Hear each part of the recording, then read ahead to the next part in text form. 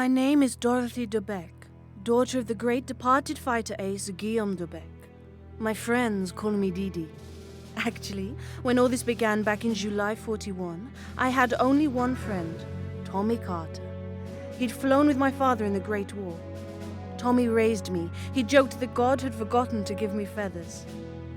On my 14th birthday, he told me, "I've never known anyone so uncomfortable on the ground, but so at peace in the air." I probably shouldn't have been flying at that age, but Tommy didn't seem to care. He wanted to teach me, and I wanted to learn. Tommy and I had survived well enough back then. We smuggled, bartered, and stole, taking any job that required a pilot. But the war changed everything. The world was on fire and the flames were closing in around us. The skies were no longer safe. But Tommy was right about me. There was no way I was staying on the ground.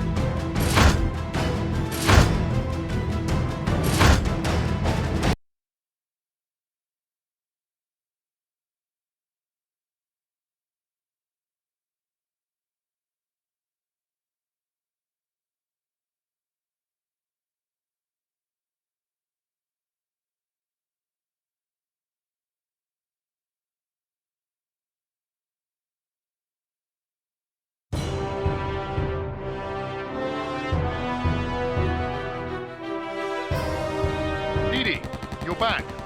How's it look? It looks very much as though we should be minding our own business, Tommy. The group leader's offer is generous. And Didi, this is war. It affects us as much as anyone else if the fascists gain power. I'm a smuggler, Tommy. A profiteer, not a folk hero. This isn't like your last war. This is altogether messier. I'm approaching Tobruk, and any fool who shoots me down also destroys 12 cases of single malt. That would be a tragedy. Didi, your father, he would say to fight. My father is dead, Thomas. Over and out.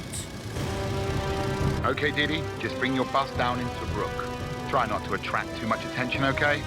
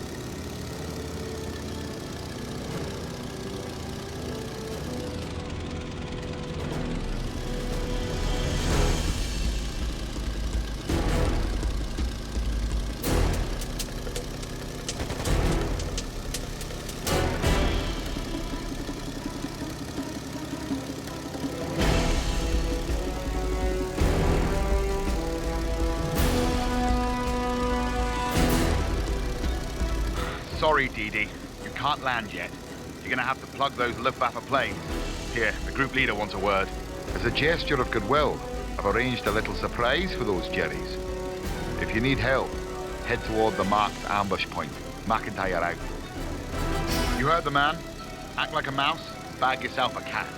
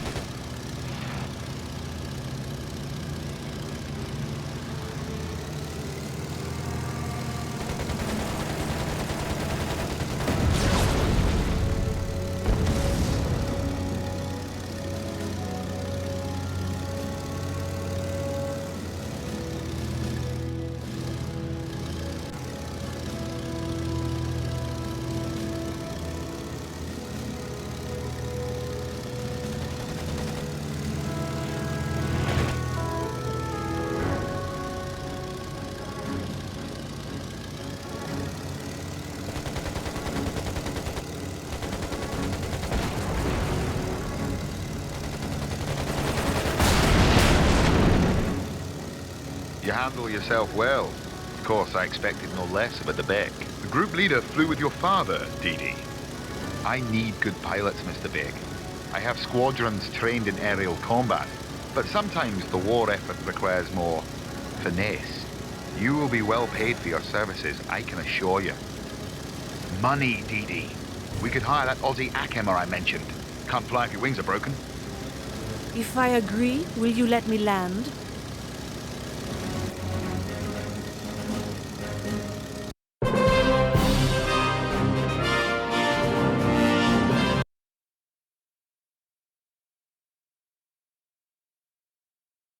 Our resources dwindling, Tommy and I decided to recruit a maverick mechanic called Clive Greer, an Australian by birth, a wanderer by inclination, a drunk by character. No one else would take him, and he took pay in whiskey, which worked well for us at the time. I didn't expect a neatly pressed uniform and a brisk salute, but Clive still came as a shock. His overalls looked as though they'd been dragged down the runway and back, and he smelled as though he drank more fuel than he had put in the planes. But for all my misgivings, there was something about him that appealed. Like us, he was an outsider, a reject, trapped in the middle of somebody else's war. Give him a weekend and a pile of scrap and Clive can make a bathtub fly rings around a Messerschmitt, Tommy promised. And like a good girl, I trusted his instincts.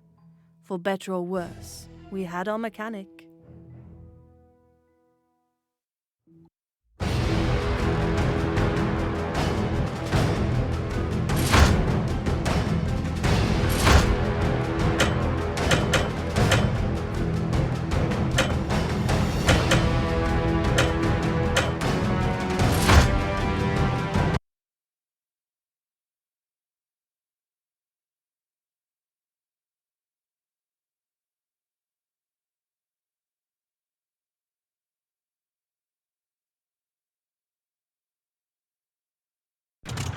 Ahmed has contraband for us, some motor parts. Clive can use a few and we can flog the rest. Ahmed's waiting at the usual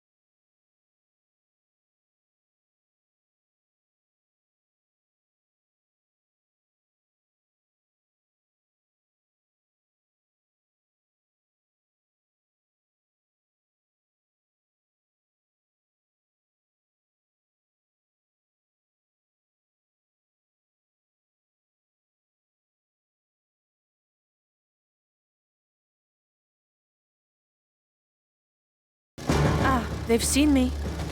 jig's up there.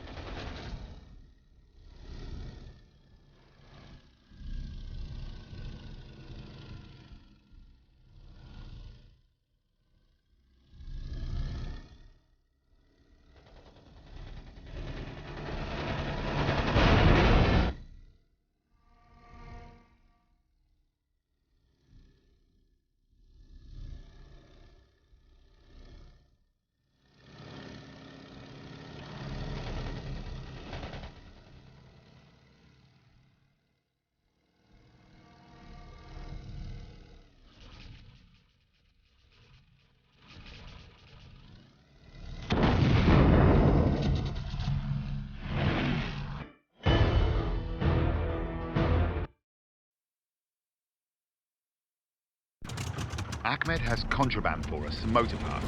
Clive can use a few and we can flog the rest. Ahmed's waiting at the usual rendezvous point, but the sky's thick with Luftwaffe. Fly low, stay out of sight, okay?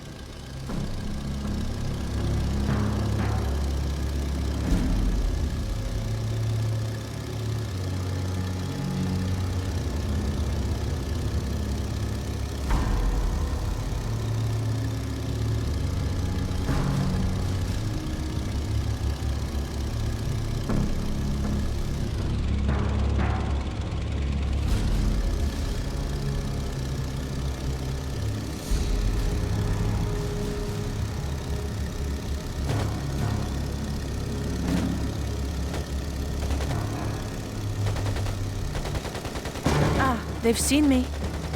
Jig's up